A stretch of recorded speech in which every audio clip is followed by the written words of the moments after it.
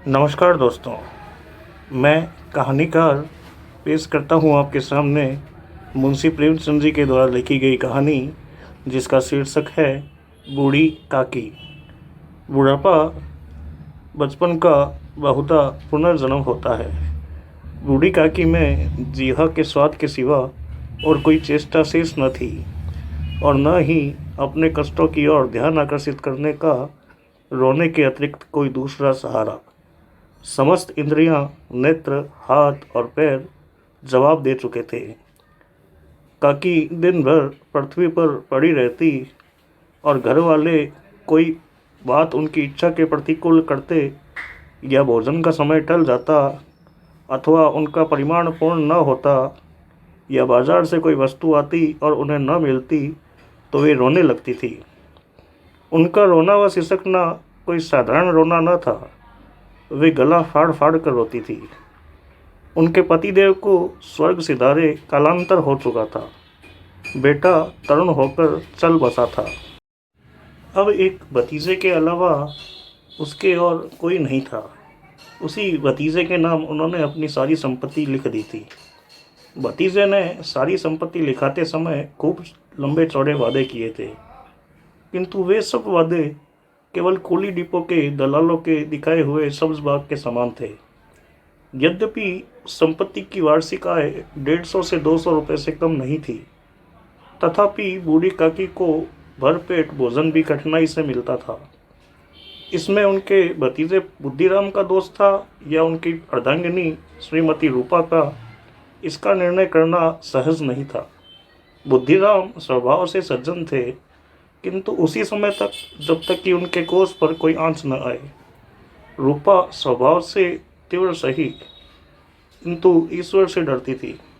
अतः बूढ़ी काकी को उनकी तीव्रता उतनी नहीं खलती थी जितनी कि बुद्धिराम की बलमन साहत। बुद्धिराम को कभी कभी अपने अत्याचार का खेद भी होता था। विचार करते थे कि इसी संपत्ति के कारण मैं इस समय भला मनुष्य बना बैठा हूँ। यदि भौतिक आश्वासन और सुखी सहानुभूति से स्थिति में कोई सुधार हो सकता, तो कदाचित मुझे कोई आपत्ति न होती, परंतु विशेष व्यय का भय उसकी सुचेष्टा को हमेशा दबाए रखता था। यहाँ तक कि यदि द्वार पर कोई भला आदमी बैठा होता और बूढ़ी काकी उस समय अपना राग अलापने लगती, तो वे आग हो जाते और घर में आकर उन्हें जोर से डांटते। लड़कों को बूढ़ों से स्वाभाविक विद्वेष होता ही है, और फिर जब माता पिता का यह रंग देखते तो बूढ़ी काकी को और ज़्यादा सताया करते थे। कोई उनको चुटकी काट कर भाग जाता, तो कोई उन पर पानी की कुल्ली कर देता। काकी चीख मारकर रोती थी, परंतु यह बात प्रसिद्ध थी कि वे केवल खाने के लिए ही रोती है। अतः उनके संताप और अंतर्नाद पर कोई ध्यान नहीं देता था। हाँ, काकी क्रोधातुर होकर बच्चों को गालियाँ देने लगती, तो रूपा घटनास्थल पर आ जाती। इसी भय से काकी अपनी जिहा कृपाण का कदाचित ही उपयोग करती थी। यद्यपि उपद्रव शांति का यह उपाय रोने से कहीं अधिक उपयुक्त था। संपूर्ण परिवार में यदि काकी से किसी को अनुराग था, तो वह बुद्धिराम की छोटी लड़की लाडली थी। लाडली अपने दोनों भाइयों के भय से अपने हिस्से की मिठाई व चबेना बूढ़ी काकी के पास बैठकर खाया करती थी। यही उसका रक्षागार भी था, और यद्यपि काकी को शरण उनकी लोलुपता के कारण बहुत महंगी भी पड़ती थी, तथापि भाइयों से अन्याय से सुरक्षा कहीं अधिक सुलभ थी, तो बस यही थी। इसी स्वार्थ अनुकूलता ने उन दोनों में सहानुभूति का आरोपण कर दिया था। रात का समय था। बुद्धिराम के द्वार पर शहनाई बज रही थी, और गांव के बच्चे झुंड बनाकर विस्मयपूर्ण नेत्रों से गाने का रस वादन कर रहे थे। चार पाइयों पर मेहमान विश्राम करते हुए नाइयों से मुखियाँ लगवा रहे थे। समीप खड़ा भाट वीरदावली सुना रहा था, और कुछ भावज्ञ मेहमानों की वाहवाह पर ऐसे खुश हो रहा था मानो वाहवाह का यथार्थ में वही अधिकारी है। दो एक अंग्रेजी पढ़े हुए नवयुवक इन व्यवहार से बहुत उदासीन थे। वे इस गंवार मंडली में बोलना और सम्मिलित होना अपनी प्रतिष्ठा के प्रतिकूल समझते थे। आज बुद्धिराम के बड़े लड़के मुखराम का तिलक आया है। यह उसी का उत्सव है। घर के भीतर स्त्रियां गा रही है और रूपा मेहमानों के लिए भोजन में व्यस्त है। भट्टियों पर कड़ाह चढ़ रहे थे। एक में पूड़ियाँ कचौड़ियाँ निकल रही थी तो दूसरे में पकवान बन रहे थे। एक बड़े हंडे में मसालेदार तरकारी पक रही थी। घी और मसाले की सुगंधी चारों ओर फैली हुई थी। बूढ़ी काकी अपनी कोठरी में शोक में विचार की भांति बैठी हुई थी। यह स्वाद मिश्रित सुगंधी उन्हें बेचैन कर रही थी। वे मन ही मन विचार कर रही थी कि संभवतः मुझे पूड़ियाँ न मिलेगी। इतनी देर हो गई, कोई भोजन लेकर भी नहीं आया। मालूम होता है कि सब लोग भोजन कर चुके हैं, मेरे लिए कुछ नहीं बचा है। यह सोचकर उन्हें खूब रोना आया, परंतु अब शकुन के भय से वह रो न सकी। आहा, कैसी सुगंधी है! अब मुझे कौन पूछता है? जब रोटियों के ही लाले पड़े हैं तो ऐसे भाग्यों में कहाँ भर पेट पूड़ियाँ मिले। यह विचार कर उन्हें रोना आया। कलेजे में एक हुक सी उठने लगी, परंतु रूपा के भय से फिर उन्होंने मौन धारण कर लिया। बूढ़ी काकी काफ़ी देर तक इन्हीं दुखदायी विचारों में डूबी रही। घी और मसाले की सुगंधी रह रहकर उसके मन को आपे से बाहर कर देती थी। मुंह में पानी भर भर कर आता था। पूड़ियों का स्वाद स्मरण करते हुए हृदय में गुदगुदी होने लगती थी। किसे पुकारूं, आज लाडली भी नहीं आई। दोनों छोकरे सदा टिक टिक किया करते थे, आज उनका भी कहीं पता नहीं। कुछ मालूम होता कि क्या बन रहा है। बूढ़ी काकी की कल्पना में पूड़ियों की तस्वीर नाचने लगी। खूब लाल लाल, फूली फूली और नरम नरम होंगी। रूपा ने भली भांति भोजन किया होगा। कचौड़ियों में अजवाइन और इलायची की महक आ रही होगी। एक पूड़ी मिलती तो जरा हाथ में लेकर देखती। क्यों न चलकर कड़ाह के सामने ही बैठ जाऊं। पूड़ियाँ छन छन कर तैयार हो रही होंगी। कड़ाह से गरम गरम निकल कर थाल में रखी जा रही होगी। फूल हम घर में भी सूंघ लेते हैं, परंतु वाटिका में जाकर सूंघने की बात ही कुछ और होती है।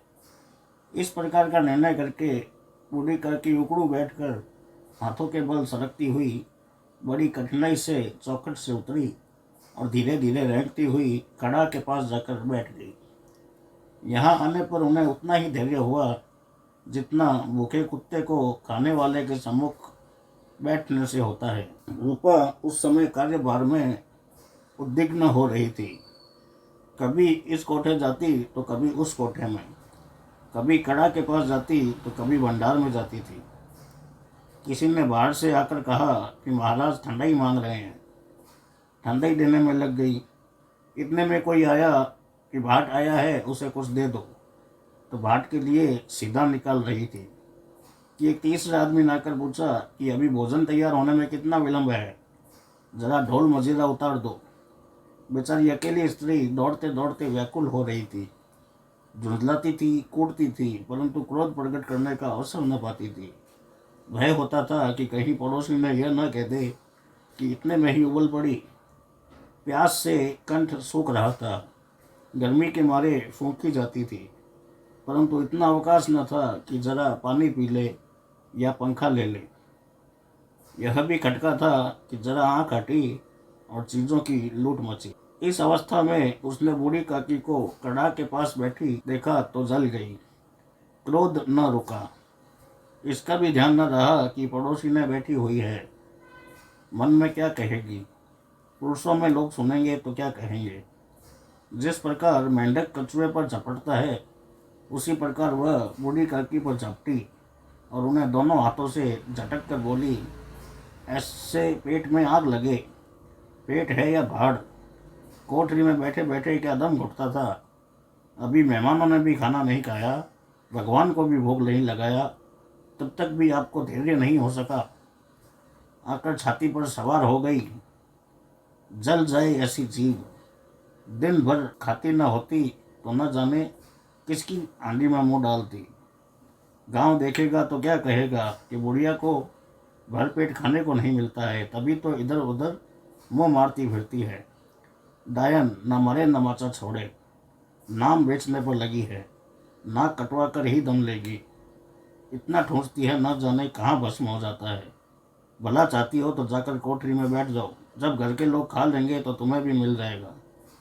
तुम कोई देवी तो हो नहीं कि चाहे किसी के मुंह में पानी न जाए, किंतु तुम्हारी पूजा पहले ही हो जाए। बूढ़ी काकी ने सिर उठाया, न रोई, चुपचाप रेंगती हुई अपनी कोठरी में चली गई। आवाज़ ऐसी कठोर थी कि हृदय और मस्तिष्क की संपूर्ण शक्तियाँ, संपूर्ण विचार और संपूर्ण भार उसी ओर आकर्षित हो गए थे। नदी में जब कगार का कोई वृद्ध खंड गिरता है तो आसपास का जल समूह चारों ओर उसी स्थान को पूरा करने में लग जाता है। भोजन तैयार हो गया है। आंगन में पतले पड़ गई, मेहमान खाने लगे। स्त्रियों ने जीवनार गीत गाना आरंभ कर दिया। मेहमानों के नाई और सेवक गण भी उसी मंडली के साथ किंतु कुछ हटकर भोजन करने बैठे थे। परंतु सभ्यता अनुसार जब तक सब के सब खा न चुके कोई उठ नहीं सकता था। दो एक मेहमान जो कि कुछ पढ़े लिखे थे, सेवकों के इस दीर्घ आहार पर झुंझला रहे थे। वे इस बंधन को व्यर्थ और बेकार की बात समझते थे। बूढ़ी काकी अपनी कोठरी में जाकर पश्चाताप कर रही थी कि मैं कहाँ से कहाँ आ गई। उन्हें रूपा पर क्रोध नहीं था, वह अपनी जल्दबाजी पर दुख कर रही थी। सच ही तो है कि जब तक मेहमान लोग भोजन न कर चुके होंगे, घर वाले कैसे खाएंगे। मुझसे इतनी देर भी रहा नहीं गया, सबके सामने पानी उतर गया। अब जब तक कोई बुलाने नहीं आएगा मैं न जाऊंगी। मन ही मन इसी प्रकार का विचार कर वह बुलाने की प्रतीक्षा करने लगी। परंतु घी की रुचिकर श्वास बड़ी धैर्य परीक्षक प्रतीत हो रही थी। उन्हें एक एक पल एक एक युग के समान मालूम हो रहा था। अब पत्तल बिछ गई होगी, अब मेहमान आ गए होंगे, लोग हाथ पैर धो रहे हैं, नाई पानी दे रहा है। मालूम होता है कि लोग खाना खाने बैठ गए, जेवनार गाया जा रहा है। यह विचार करके वह मन को बहलाने के लिए लेट गई। धीरे धीरे वो एक गीत गुनगुनाने लगी। उन्हें मालूम हुआ कि मुझे गाते हुए देर हो गई। क्या इतनी देर तक लोग भोजन कर रहे होंगे? किसी की आवाज़ तो सुनाई नहीं देती। अवश्य ही लोग खा पी कर चले गए। मुझे कोई बुलाने भी नहीं आया। रूपा चिढ़ गई है, क्या जाने ना बुलाए। सोचती होगी कि आप ही आ जावेगी। वह कोई मेहमान तो है नहीं जो मैं उन्हें बुलाने जाऊं। बूढ़ी काकी चलने को तैयार हुई। यह विश्वास कि 1 मिनट में पूड़ियाँ और मसालेदार तरकारियाँ सामने आ जाएगी, उनकी स्वादेंद्रियों को गुदगुदाने लगी। उन्होंने मन में तरह तरह के मंसूबे बांधे। पहले तरकारी से पूड़ियाँ खाऊंगी और फिर दही शक्कर से। कचौड़ी रायते के साथ मज़ेदार मालूम होगी। चाहे कोई बुरा माने या भला, मैं तो मांग मांग कर खाऊंगी। यही न लोग कहेंगे कि इन्हें विचार नहीं, कहा करें। इतने दिन के बाद पूड़ियाँ मिल रही है तो मैं मुंह झूठा करके थोड़ा ही उठ जाऊंगी। वह उकड़ू बैठकर सड़कते हुए आंगन में आ गई। परंतु हाय रे दुर्भाग्य, अभिलाषा ने अपने पुराने स्वभाव के अनुसार समय की मिथ्या कल्पना की थी। मेहमानों की मंडली अभी तक बैठी हुई थी। कोई खाकर उंगलियां चाटता था तो कोई तिरछे नेत्रों से देखता था, और लोग अभी तक खा रहे हैं या नहीं इसका अंदाज़ा लगा रहा था। कोई चिंता में था कि पत्तल पर पूड़ियाँ छूटी जाती है, किसी तरह इन्हें भीतर रख लेता।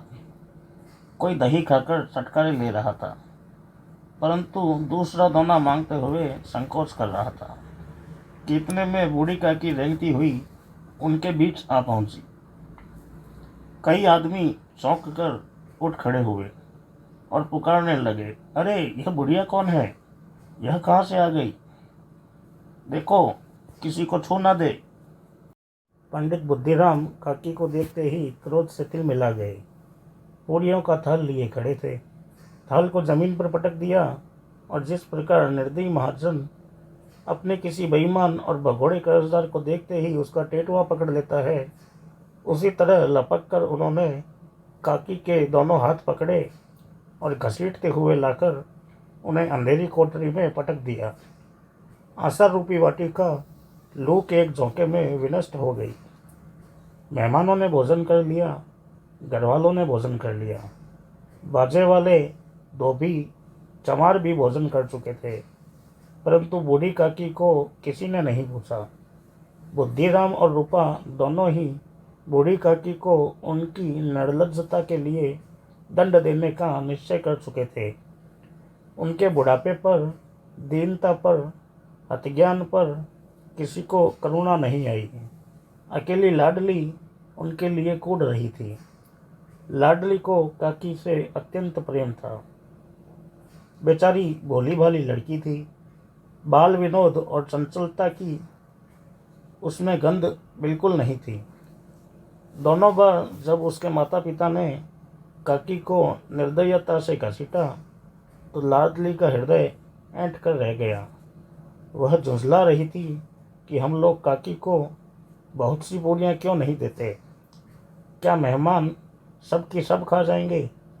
और यदि काकी ने मेहमानों से पहले खा लिया तो किसी का क्या बिगड़ जाएगा। वह काकी के पास जाकर उन्हें धैर्य देना चाहती थी, परंतु माता के भय से न जाती थी। उसने अपने हिस्से की पूड़ियाँ बिल्कुल नहीं खाई थी। अपनी गुड़िया की पिटारी में बंद कर रखी थी। उन पूड़ियों को काकी के पास ले जाना चाहती थी। उसका हृदय अधीर हो रहा था। बूढ़ी काकी मेरी बात को सुनते ही उठ बैठेगी। पूड़ियाँ देखकर कैसी प्रसन्न होगी और मुझे खूब प्यार करेगी। रात के 11 बज गए थे। रूपा आंगन में पड़ी सो रही थी। लाडली की आंखों में नींद न आती थी। काकी को पूड़ियाँ खिलाने की खुशी उसे सोने नहीं देती थी। उसने गुड़ियों की पिटारी सामने रखी थी। जब विश्वास हो गया कि अम्मा सो रही है तो वह चुपके से उठी और विचारने लगी कि कैसे चलूं।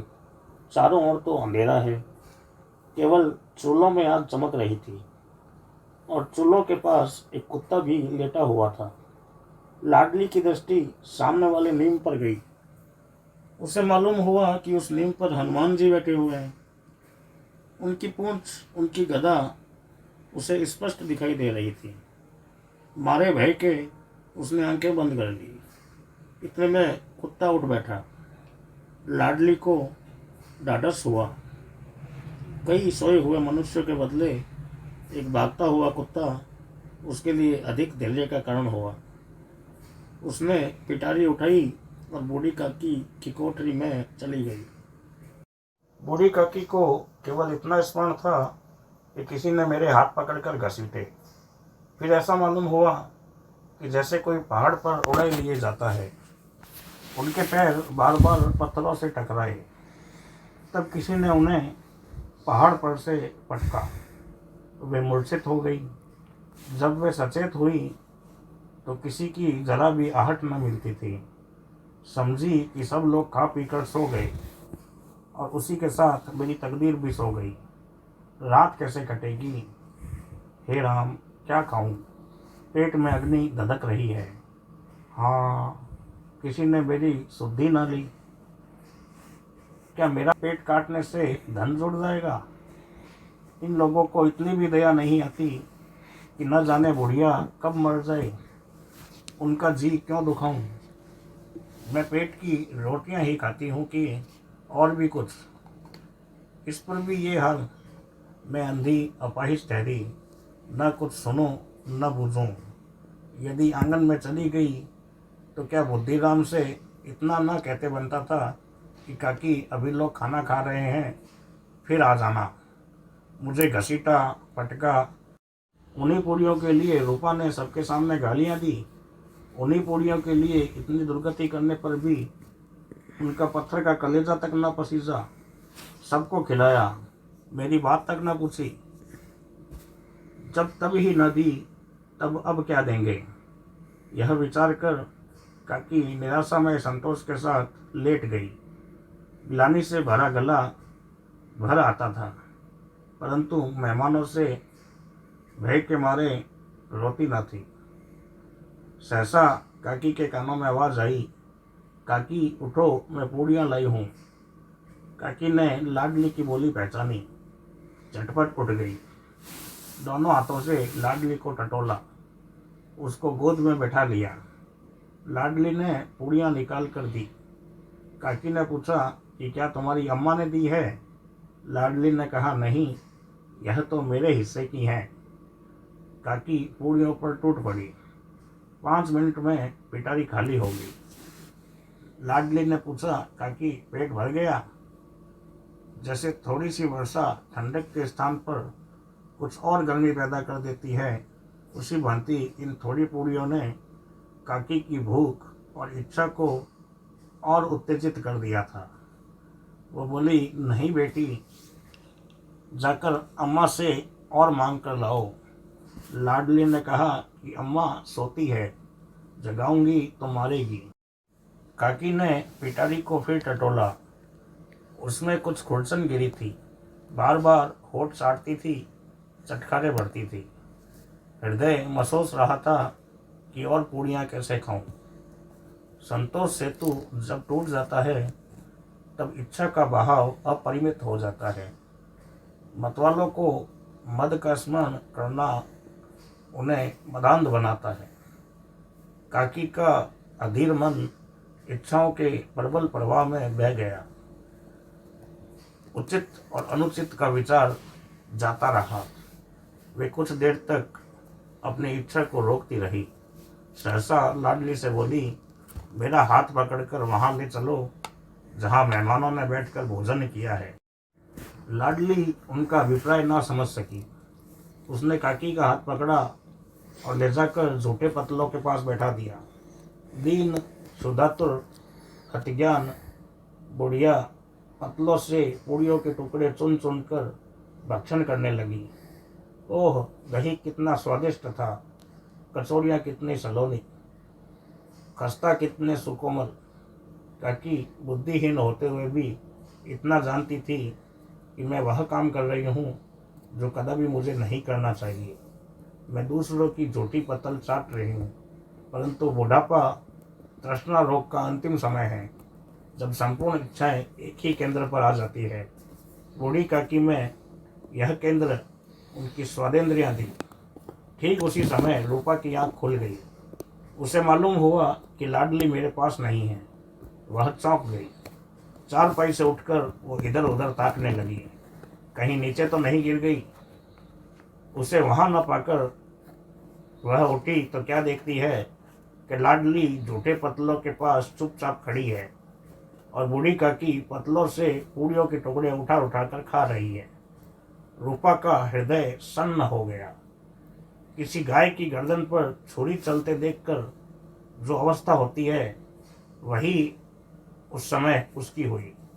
एक ब्राह्मणी जो किसी की झूठी पतल को टटोले, इससे अधिक शोकमय दृश्य असंभव था। पूड़ियों के कुछ ग्रासों के लिए उसकी चचेरी सास ऐसा निष्कृष्ट कर्म कर रही है, यह वह दृश्य था जिसे देखकर देखने वालों का हृदय कांप जाता है। ऐसा प्रतीत होता मानो जमीन रुक गई है, आसमान चक्कर खा रहा है, संसार पर कोई आपत्ति आने वाली है। रूपा को क्रोध नहीं आया। शोक के सम्मुख क्रोध कहाँ। करुणा और भय से उनकी आंखें भर आई। इस धर्म का भागी कौन है? उसने सच्चे हृदय से गगन मंडल की ओर हाथ उठाकर कहा, परमात्मा, मेरे बच्चों पर दया करो। इस अधर्म का दंड मुझे मत दो, नहीं तो मेरा सत्यानाश हो जाएगा। रूपा को स्वार्थ पड़ता और अन्याय इस प्रकार प्रत्यक्ष रूप से कभी न दिख पड़ते थे। वह सोचने लगी कि हाय, मैं कितनी निर्दय हूँ। जिसकी संपत्ति से मुझे 200 रुपया आय हो रही है, उसी की यह दुर्गति, और वह भी मेरे कारण। हे दयामय भगवान, मुझसे बड़ी भारी चूक हुई, मुझे क्षमा करो। आज मेरे बेटे का तिलक था, सैकड़ों मनुष्यों ने भोजन पाया, मैं उनके इशारों की दासी बनी रही। अपने नाम के लिए सैकड़ों रुपए व्यय कर दिए, परंतु जिसकी बदौलत हजारों रुपए खाए, उसे इस उत्सव में भरपेट भोजन भी न दे सकी। केवल इसी कारण तो वह वृद्धा असहाय है। रूपा ने दिया जलाया, अपने भंडार का द्वार खोला और थाली में एक संपूर्ण सामग्रियां सजाकर बूढ़ी काकी की ओर चली। आधी रात जा चुकी थी। आकाश पर तारों का थाल सजा हुआ था।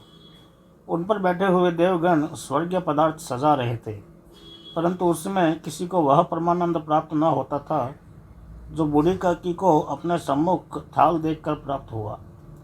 रूपा ने कंठारुद्ध स्वर में कहा, काकी उठो, भोजन कर लो। मुझसे आज बड़ी भूल हुई, उसका बुरा न मानना। परमात्मा से प्रार्थना कर दो कि वो मेरा अपराध क्षमा कर दे। भोले भोले बच्चों की भांति जो मिठाइयाँ पाकर मार और तिरस्कार को सब कुछ भूल जाता है, बूढ़ी काकी वैसे ही सब कुछ भुलाकर बैठी हुई खाना खा रही थी।